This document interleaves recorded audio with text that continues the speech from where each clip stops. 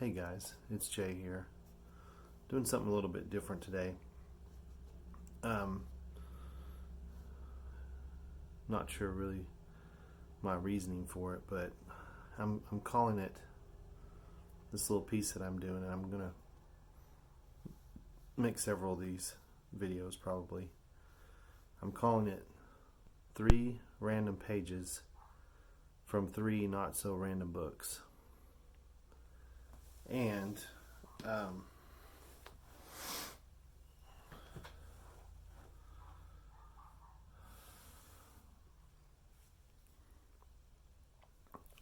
anyway, we'll just see how it goes. This first book is called The Dynamic Laws of Prosperity by Catherine Ponder.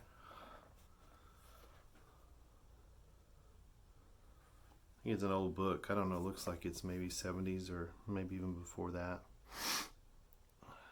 This comes from page 168. Once again, I said I'm going to read 3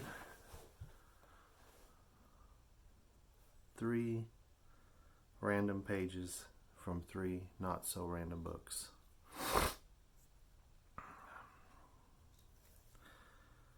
Make the most of your present situation. Whether it is more satisfaction in your present work or another step up the ladder in your work, or whether it's a whole new career you desire or financial freedom from all organized work. In any event, your goal can be attained. You need not feel trapped by present conditions. There is always something you can do about it. A good statement to use in calling forth the right result, whether it would mean remaining in your present place or going on to other work, is this: Divine intelligence now works in me and my life and affairs, to will and to do whatever is for my highest good, and divine intelligence cannot fail. If you are convinced that your present work is not satisfying and cannot become so, set about changing this situation by declaring, I am now shown new ways of living and new methods of work. I am not confined to the ways and methods of the past.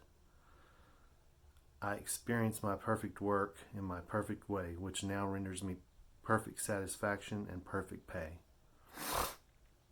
Follow through on whatever ideas or events that present themselves to you for change. Stop thinking about or talking about present dissatisfaction. Forget it. Let it go. Then begin about bringing about order, harmony, and beauty into your present job. If you are dissatisfied, set about doing everything possible to make your job more pleasant and orderly. Clean out file drawers, straighten up your desk, add a plant or something of beauty, which you and others can view for a quick lift. Give fellow workers the benefit of your spoken praise, sincere appreciation, words of kindness, as well as your silent prayers and blessings. Above all, remind yourself that you are a mental part of any situation in which you now find yourself.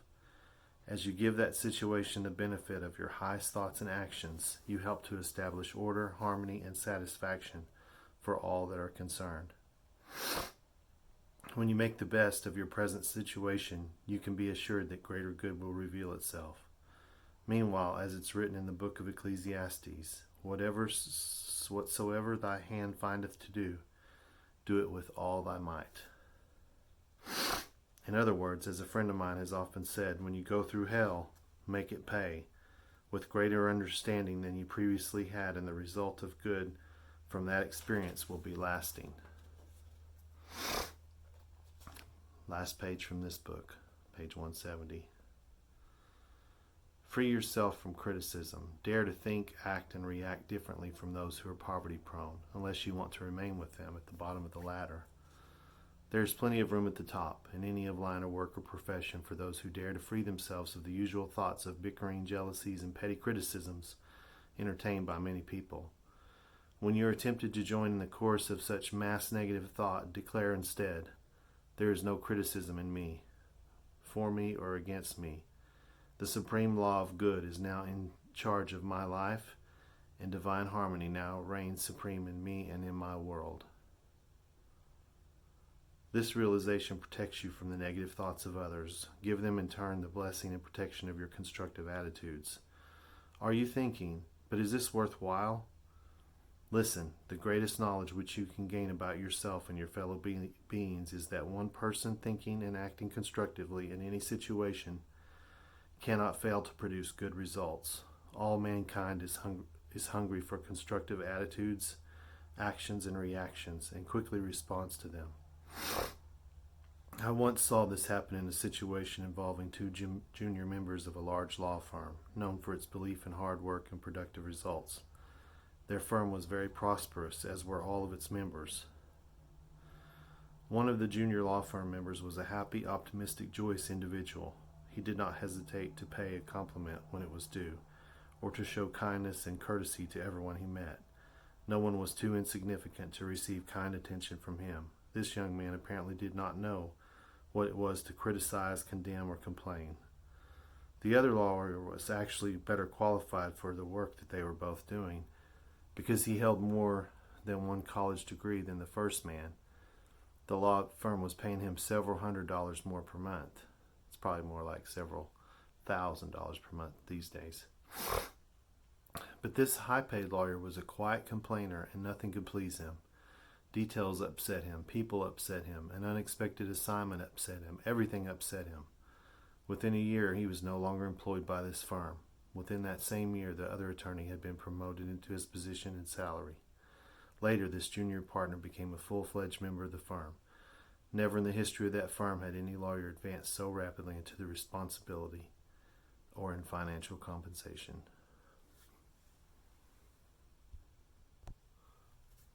Okay, this next one comes from the book Business Brilliant from Louis Schiff, Business Brilliant. I'm not going to read too much in these, but here's 3 random pages. This will be on page 63, I believe. Yeah, 63. Imitate, don't innovate. About 7 out of 10 of the middle class survey respondents said that they believe it takes a big or new idea to become wealthy. Only 3 out of 10 self-made millionaires agreed.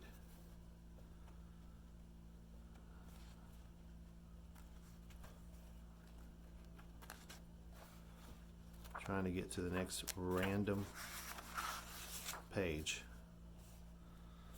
This will be on page 139.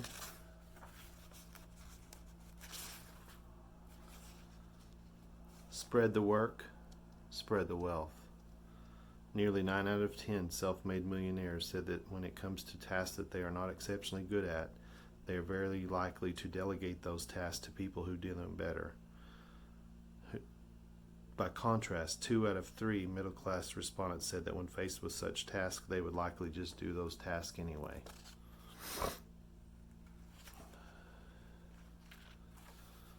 And last one is on page 163. Nothing succeeds like failure. About 7 in 10 self-made millionaires said that setbacks and failures have taught me what I'm good at. Fewer than 2 out of 10 in the middle class agreed with that.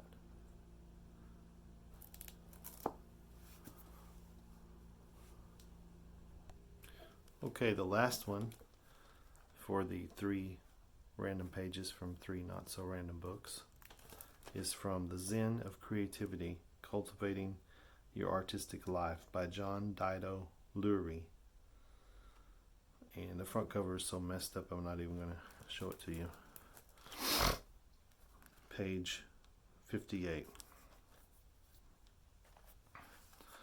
When you breathe in the whole universe. When you breathe out the whole universe. Koryu Osaka. In our daily activities, even small movements like the friction of clothing against the skin are enough to reaffirm the sense of physical self. Here I am, contained inside this bag of skin. But once we begin meditating and stop wiggling, the continuous feedback disappears, and with it the sense of a distinct self. Developing that power of concentration, we reach a point where we develop an off sensation of the body during long periods of meditation.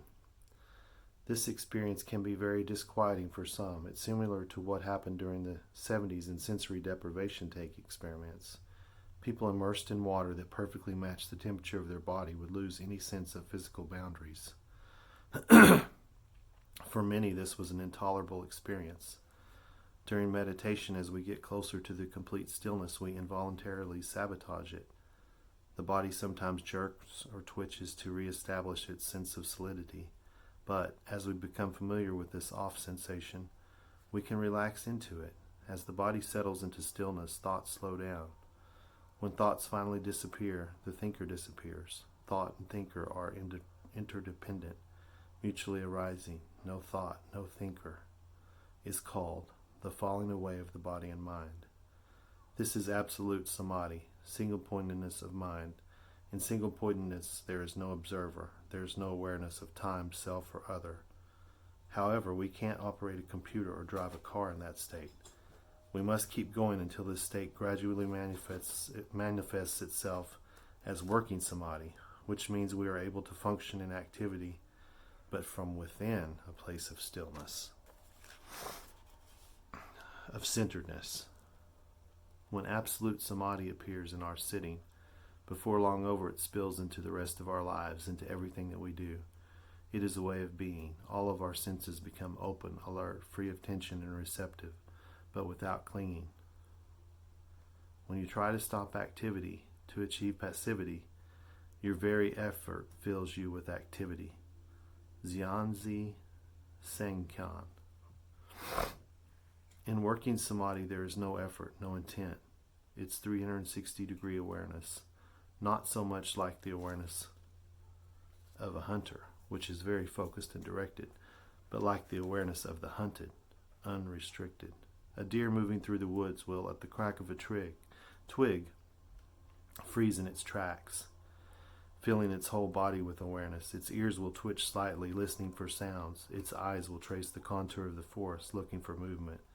Its nose will sample the air, scanning for scents. Then, if danger is confirmed, it will immediately explode into action to get away. If working samadhi is present in your life, in your being, then it will be present in your art. Art always reflects the artist. If you're agitated, your art will be agitated. If your art is grounded in the still point, the self will be out of the way, and your art will reflect its subject directly. I once was given a great teaching by a friend, an internationally acclaimed clavichord and organ interpreter of Bach, on how important it is to integrate the attention and stillness we develop in one area, such as the practice of an art, into the rest of our life. The artist was Mazumi Roshi's student, and on this particular occasion he invited Roshi and me over for lunch. My friend was visibly nervous about having Roshi, who was very important to him, in his house. He kept dropping things, broke a dish during our meal. I felt for him and could identify with his awkwardness. To alleviate the situation, Roshi asked him to play something for us. He immediately brightened and led us to the music room where an ancient clavichord stood. He moved toward it, stumbled over the bench, and dropped his music. But then he sat completely still for several moments and held his hands ready to play. At that moment, he seemed to enter a totally new dimension. He was transformed into another being. The most beautiful and touching music flowed from the instrument, and we were transported to a place that felt absolutely sacred. When he finished playing, he sat for a second in the same stillness as we applauded. Then as he stood up, the awkwardness returned. Even monkeys fall out of trees. Japanese proverb. Thank you guys for watching and listening. This is Jay, and I look forward to seeing you again. Please like and subscribe, and take a look at the websites. Be safe. Thank you guys.